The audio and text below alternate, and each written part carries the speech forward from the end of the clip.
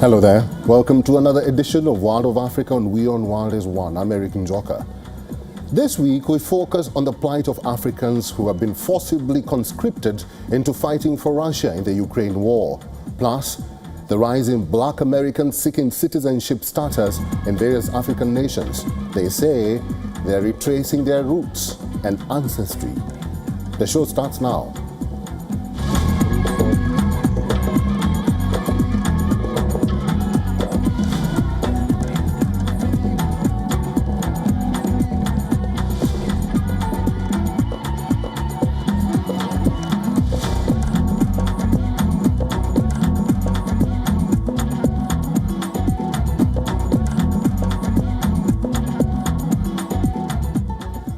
Families of Kenyans recruited to fight for Russia in its war with Ukraine are demanding answers about the fate of their relatives, some of whom have been killed or are missing. More than 1,400 soldiers from 36 African countries are currently fighting for Russia on its front line in Ukraine, including more than 200 from Kenya.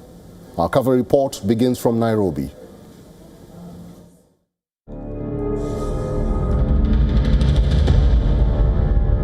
1, 2, 3, 4, 5, 6. 4 Kenyans, Six of Victor, them. Mark, Eric and Moses, recounted the web of deception that took them to the killing fields of Ukraine. Their names have been changed for fear of reprisals. It began with promises of well-paying jobs in Russia from a Nairobi recruitment agency. They were all to be paid between $1,000 and $3,000 a month, a fortune in Kenya where jobs are scarce and the government encourages emigration to boost remittances. As a family, we are lucky because I'm aware of many others who went with him, and either they are not communicating or they are not known whether they are still alive or such.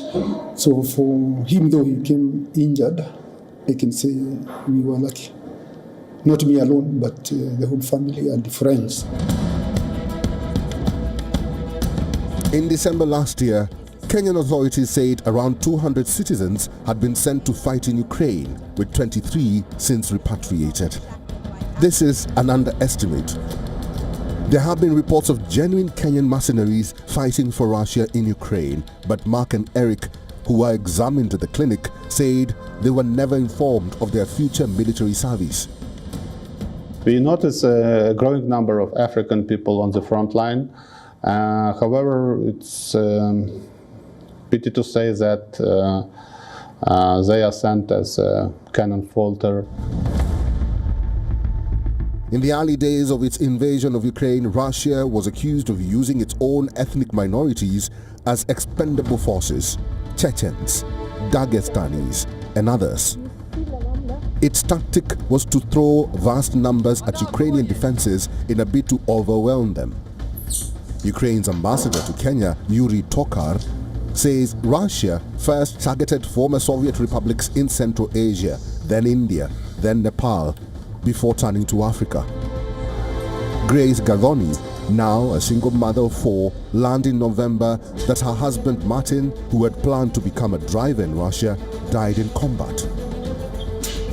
I could say that if they have that humanity, they can bring my husband back so that I can bury him if he is really dead. But he is dead because even the embassy of Russia confirmed that. He just found his body. Charles Ojiambo Mutoka, 72 years old, learned in January that his son Oscar was killed in August. His remains rest in Rostov-on-Don. The Russian. We should be ashamed to take somebody in the front line, because that war does not concern us Africans at all. It doesn't, and it will never. We only fight our own wars, and we never bring Russians to fight for us. They have never. So why take our people? But the human cost has been huge. Western intelligence services say Russia has suffered more than 1.2 million casualties, twice as many as Ukraine.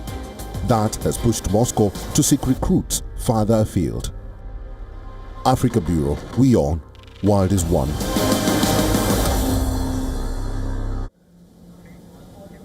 In North Africa, more than 150,000 Moroccans have been evacuated in the area, according to the Interior Ministry. The country has been rocked by a series of violent storms, which come after the country struggled with 7 consecutive years of drought.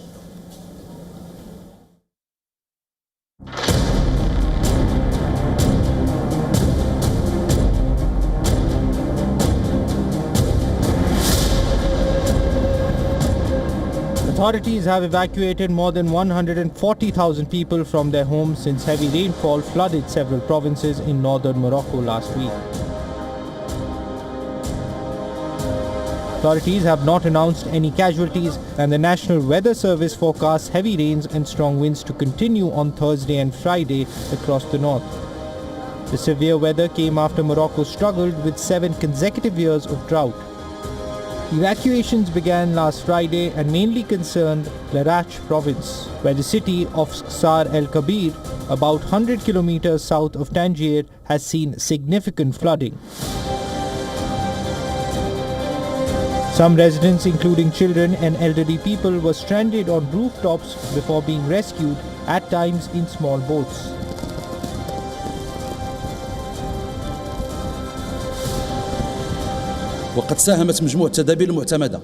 The measures adopted help to limit the impact of this exceptional situation and ensure everyone's safety and security. Near Kenitra, some 50 kilometers north of Rabat, authorities have set up a vast camp of small blue tents sheltering nearly 40,000 people, including Selami and her children. At the camp, evacuees make do with little while waiting to be able to return home.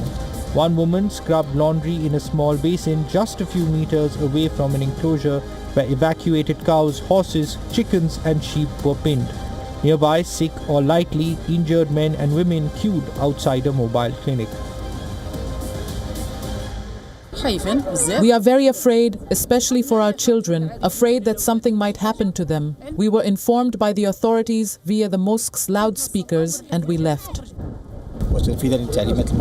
In accordance with the instructions of His Majesty King Mohammed VI, may God assist and protect him, a gradual evacuation of affected families in douars and communities was carried out, affecting a total of 38,738 people, representing 7,847 families.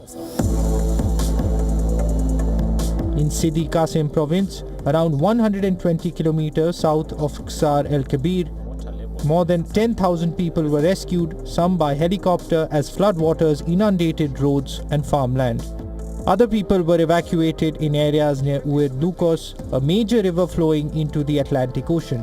In December, 37 people were killed in sudden floods in Safi, in Morocco's deadliest weather-related disaster in the past decade. In recent weeks, severe weather and flooding in neighboring Algeria killed 2 people, including a child. In Tunisia, at least 5 people died, with others still missing after the country saw its heaviest rainfall in over 70 years last month. Africa Bureau, WION, World is One.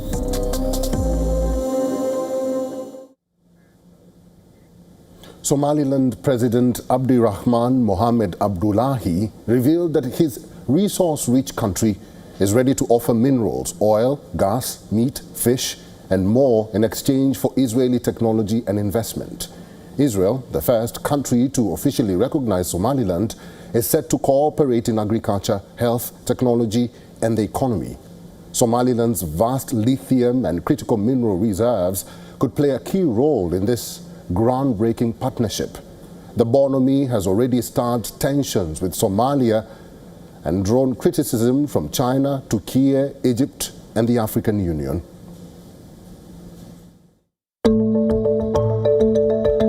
Somaliland expects to reach a trade agreement soon with Israel, the first country to recognize its independence, and is willing to offer rights to valuable mineral deposits as part of a deal. Israel, in late December, became the first country to recognize the Republic of Somaliland, a northeastern part of Somalia that has claimed independence for decades. Prime Minister Benjamin Netanyahu has said Israel would seek immediate cooperation in agriculture, health, technology and the economy. It's good to talk to you, and before anything else, I want you to know that I'm signing now, as we speak, Israel's official recognition of Somaliland and its right of self-determination. Our friendship is seminal and historic. So I'm very, very happy and I'm very proud of this day, and I want to wish you and the people of Somaliland the very, very best there. And after 2 months, Somaliland President Abdirahman Mohamed Abdullahi spoke about the agreement between his country and State of Israel. Although there is no bilateral economic deal with Israel has yet been reached, but Somaliland expected to sign a partnership agreement. Somaliland is a very rich country in resource. We are rich in minerals, in oil, in gas, in tourism industry, in marine resource, in agriculture, energy, and other sectors as well. So I can say regarding the trade and investment between Israel and Somaliland, the sky is the limit. The trade could be investment, it can be export. We have meat, we have fish, and they need it. We have minerals, they need it. So the trade can start from these main sectors. Israel's recognition was fiercely opposed by the Somali government as an attack on its territorial unity, a position backed by most African and Arab leaders. The move was also criticized by China, Turkey, Egypt, and the African Union. But Somaliland's assets, most crucially the port and airfield at Berbera, which have been developed by the United Arab Emirates since 2016 to be capable of hosting large naval and air assets, outweighed any potential concern about the diplomatic fallout.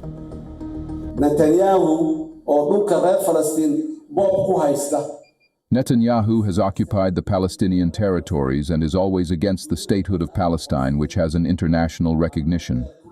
I would say it's utterly impossible for Israel to form a puppet government inside Somalia through which it conducts its barbaric strategy.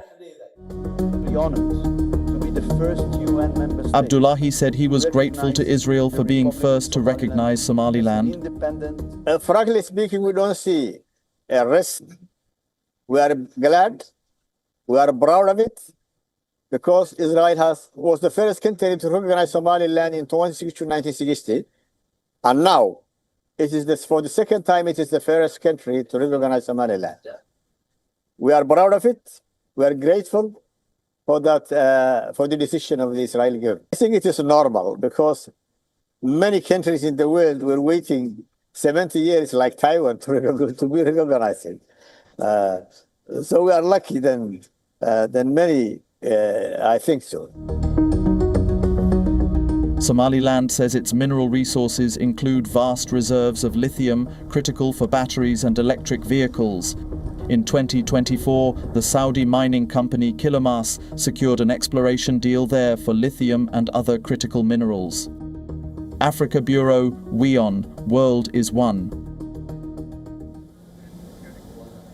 From Hollywood to the homeland, why are African countries courting black American stars?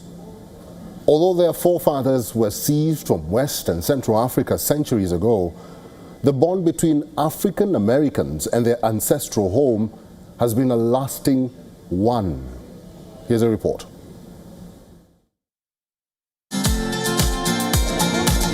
Although their forefathers were seized from West and Central Africa centuries ago, the bond between African Americans and their ancestral home has been a lasting one.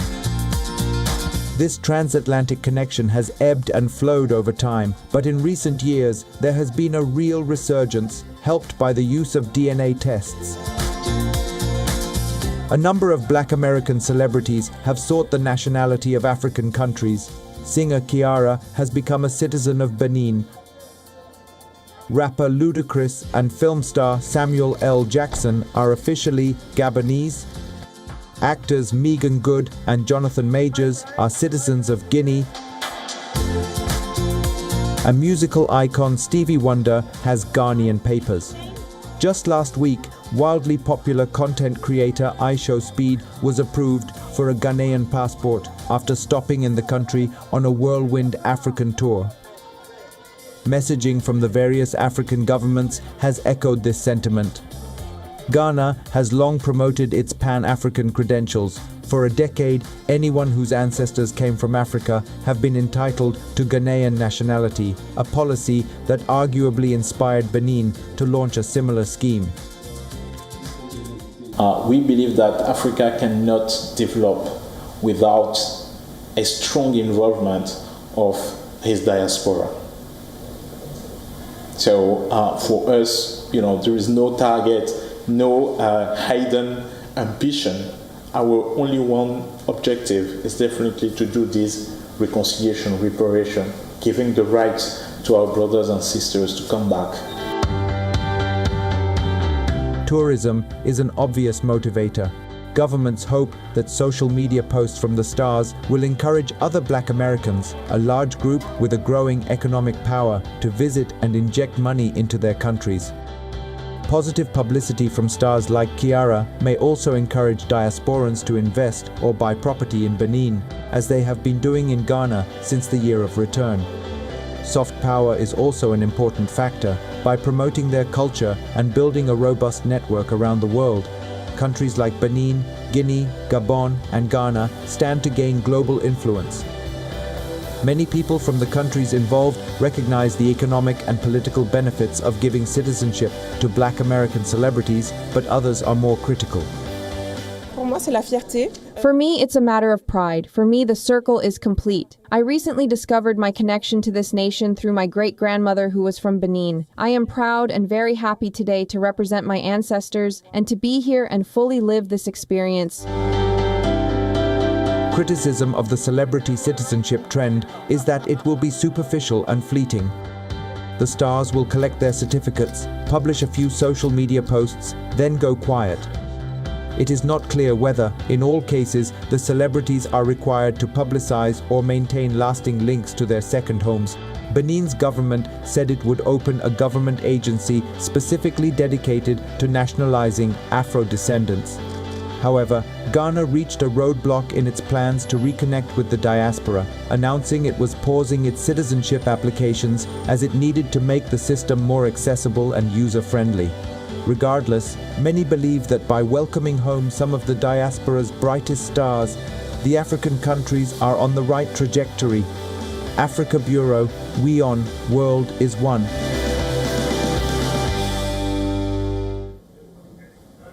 People in rural Nigeria are using healing tattoos, scarring the skin with ink made from local herbs.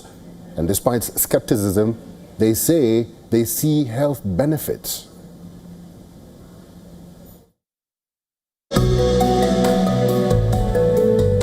These are not ordinary tattoos. In rural communities across Nigeria's Edo state, an ancient healing practice continues despite the advance of modern medicine. Here, enlarged spleens, a common condition in malaria, endemic regions is treated not with pharmaceuticals but with artfully placed scars and herbal remedies.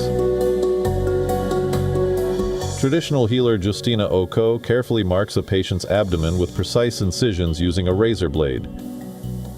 These decorative patterns are not just for show, they're part of treating EMA, the local term for an enlarged spleen. This is the medicine that I use on the cuts. It will remain black, but it eliminates the sickness. The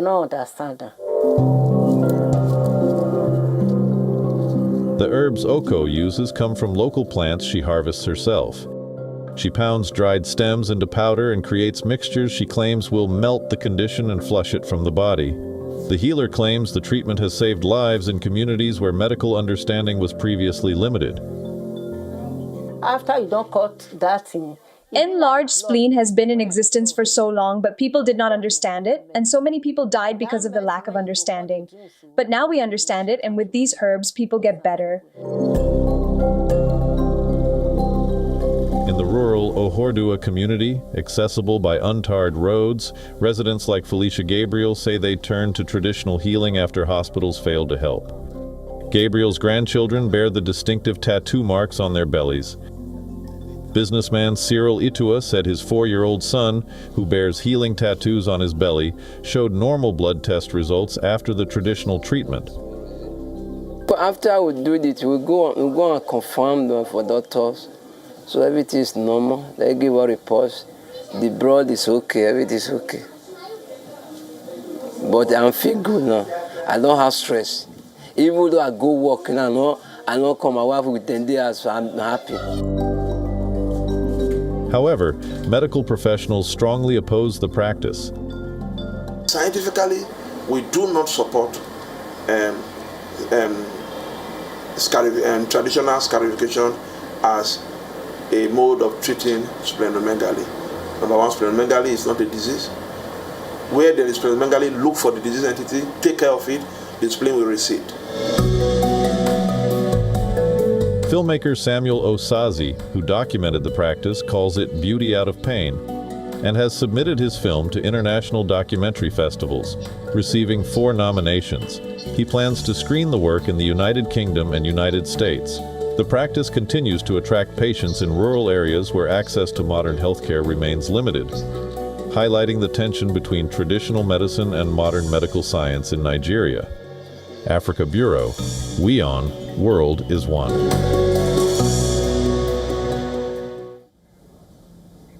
At a France-backed workshop in the Democratic Republic of Congo capital, Kinshasa, a dozen designers from 5 Central African countries showcased their vision after 6 months of free training in developing their own style and the skills needed to sell their collections.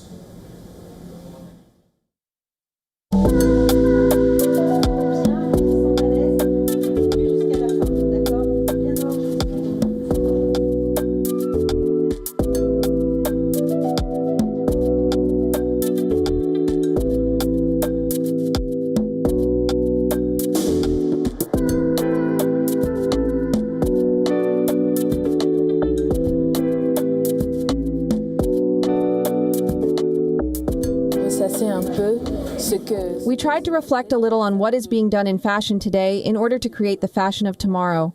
So for my designs, since I'm more into eco-responsibility and sustainability, I opted for natural materials, natural fibers and the like, and artisanal craftsmanship. So I made woven clothes because I like weaving, which is what was done in the past. I use natural materials such as jute and raffia. J'utilisais les matériaux naturels tels que le jute et le raffia.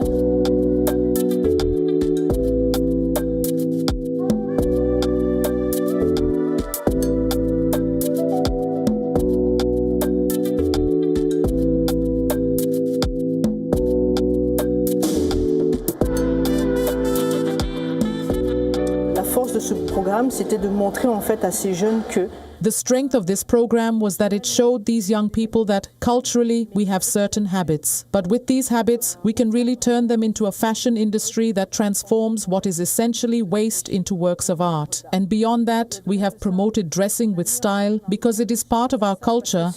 Ça fait partie de notre culture.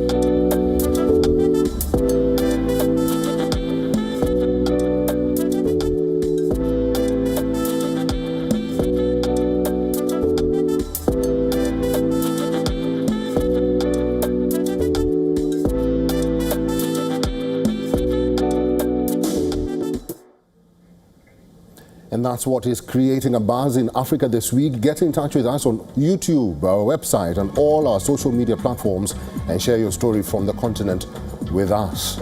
Would like to hear from you and highlight it to the world. Thanks for watching. I'm Eric Njoka. Goodbye for now.